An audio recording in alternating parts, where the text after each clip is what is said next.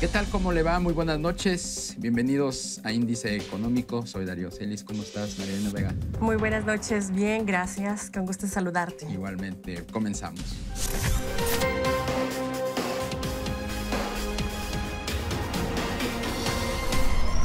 Las remesas que envían los mexicanos que viven en el exterior a sus familiares en nuestro país continuarán en crecimiento durante el resto del año, pero a un menor ritmo para cerrar con un aumento anual en dólares de 4.8%.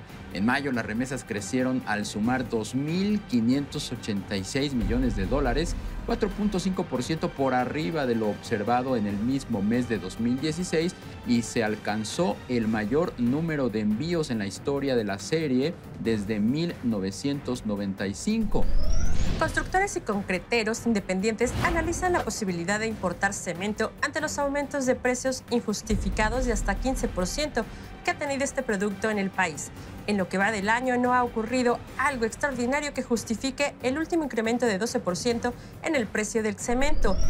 Banco de México informó que a partir del próximo 29 de diciembre, todas las instituciones de crédito podrán realizar para sus clientes transferencias de fondos mediante el llamado SPAY todos los días de la semana, las 24 horas durante los 365 días del año. Los usuarios de la banca podrán enviar y recibir transferencias electrónicas de dinero por montos de hasta 8,000 pesos. Una de las principales bondades de la reforma energética es que habrá más competencia en materia de gasolinerías. Actualmente son cerca de 13,000 y lo más importante es que habrá un mejor servicio. Vea el siguiente trabajo. Una economía de mercado para el precio del diésel y la gasolina es lo ideal en territorio nacional, más cuando su precio está al doble en comparación con el país vecino, principal importador y exportador de México, lo cual ayudaría a que la competitividad en territorio mexicano avance y el mercado interno se reactive. ¿Como país se está preparado con la infraestructura y regulaciones?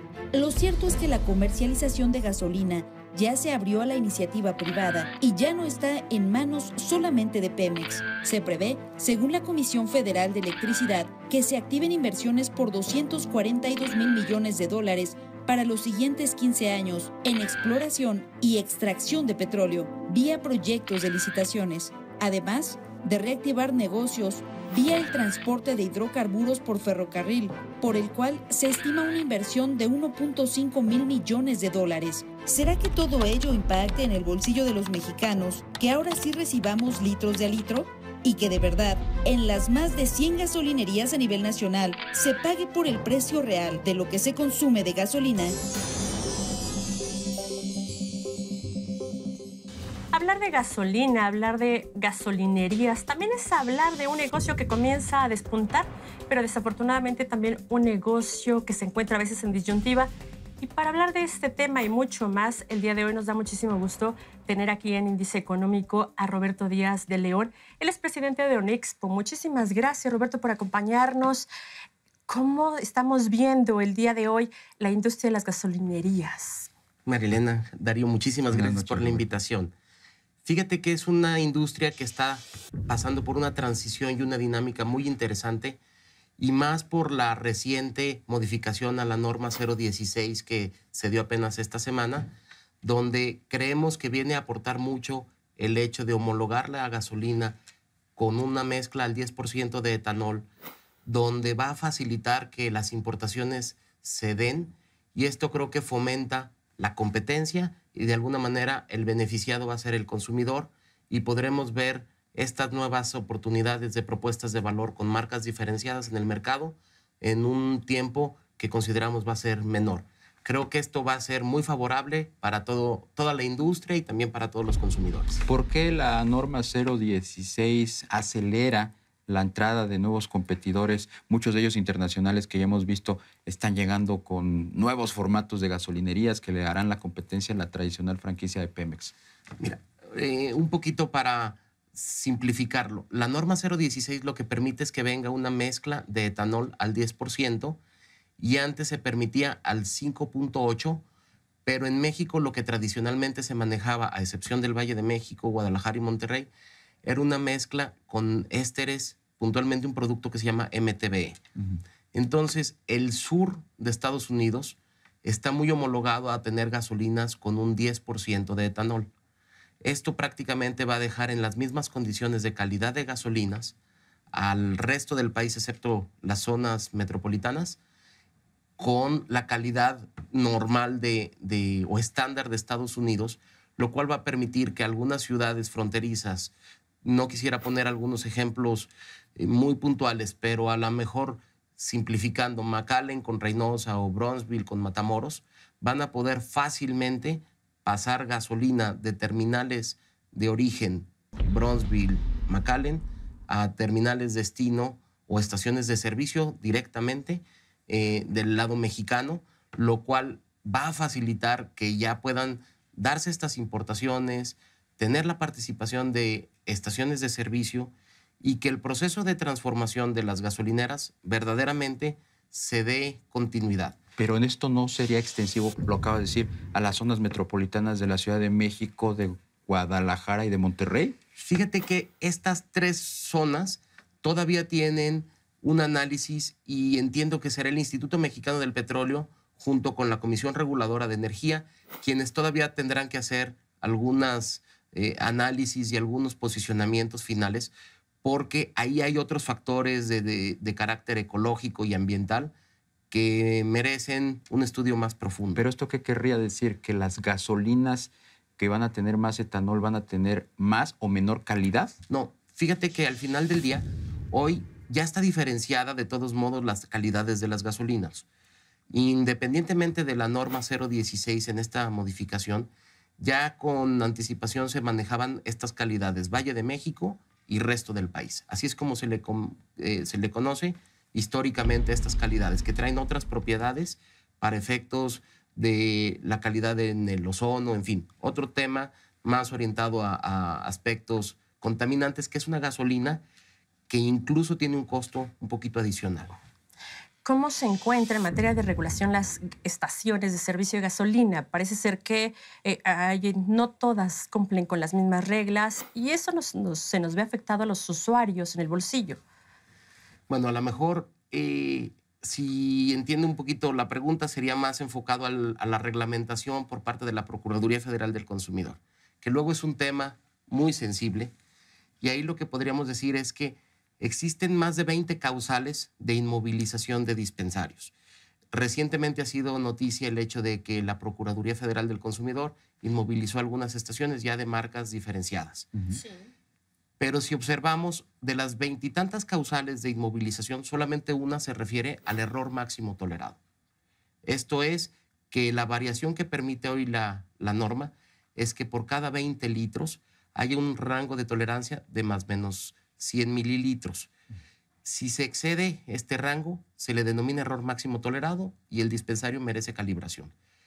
El resto de las causas de inmovilización son otros factores que podrían ser fallas mecánicas, un detalle administrativo, un tema, por ejemplo, el holograma con el que verifican tanto la Procuraduría Federal del Consumidor como las unidades autorizadas que se les conoce como UVAs, como está expuesto al medio ambiente, puede tener afectaciones o alteraciones de rayaduras. Eso es una causal de inmovilización. Sin embargo, el equipo está en perfectas condiciones. Pero parecería que las inmovilizaciones, y la misma Profeco así lo ha dado a conocer o lo ha externado mediáticamente, las inmovilizaciones se dan porque no se están vendiendo los famosos litros de a litro, que es lo que le pega finalmente al consumidor final. Sin embargo, podríamos decirte que el sector gasolinero es muy responsable y si le pidiéramos a la Procuraduría Federal del Consumidor las causales que son por error máximo tolerado, veríamos que son las menores. Les quiero comentar que Onexpo Nacional recientemente firmó un convenio de colaboración con la Procuraduría Federal del Consumidor y el compromiso está hecho por parte de todo el sector gasolinero nacional con la Procuraduría Federal del Consumidor para respetar el decálogo del consumidor. Y como Onexpo, como organización, como asociación importante que es, ¿buscarían algunas modificaciones o buscarían alguna otra regulación? Porque al final del día es un segmento sensible que nos pega a todos, economías de escala y economía de país. Fíjate que nosotros hemos estado entablando mesas de trabajo con todos los órganos reguladores y con todas las autoridades, entre ellos la propia Procuraduría Federal del Consumidor, siempre pensando en beneficiar tanto a la competencia, a los consumidores, como a los propios empresarios gasolineros. Y está próxima a salir una modificación a la norma 005, que es la responsable de verificar los instrumentos de medición. Y por ahí creo que vendrán situaciones muy favorables tanto para los empresarios gasolineros, pero sobre todo para los consumidores.